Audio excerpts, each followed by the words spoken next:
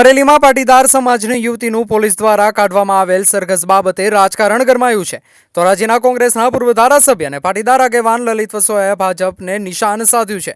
લલિત વસોયાએ કહ્યું કે ગુજરાતમાં ગુનેગારો બેફામ ફરી રહ્યા છે ત્યારે પોલીસ અને ગૃહમંત્રીનું મૌન।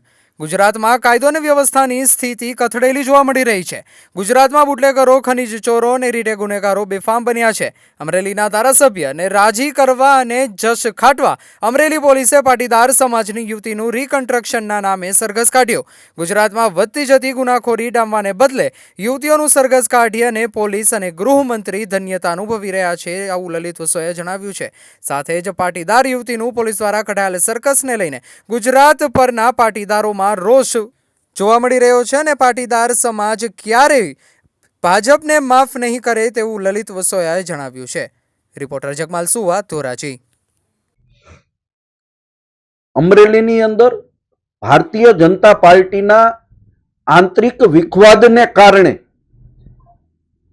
જે બનાવ બન્યો ને એ બનાવની અંદર પાટીદાર સમાજની દીકરીને કોઈ પણ જાતના વાક ગુના વગર એક પત્ર જેને ત્યાં નોકરી કરતી હતી અને કોમ્પ્યુટરાઇઝ કરાવવા દીધો અને એ દીકરી ઉપર એફઆઈઆર કરવામાં આવે। રાત્રે 12 વાગે એની ઉપર એને એરેસ્ટ કરવામાં આવે અને રિકન્સ્ટ્રક્શનના નામે એનું સરઘસ કાઢવામાં આવે। ભારતીય જનતા પાર્ટીના લોકો સત્તાના મદની અંદર એ ભૂલી જાય છે કે ગુજરાતની અંદર અનેક મોટા કૌભાંડકારીઓ, બુટલેગરો, મર્ડર કરનારા લોકો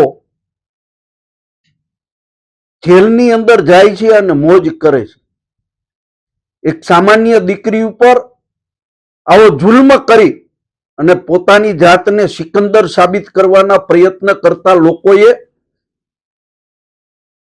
એને આત્મજ્ઞાન થવું જોઈએ કે આ ગુજરાતની દીકરીઓનું અપમાન સત્તાના મદમાં આવીને કરી રહ્યા છે।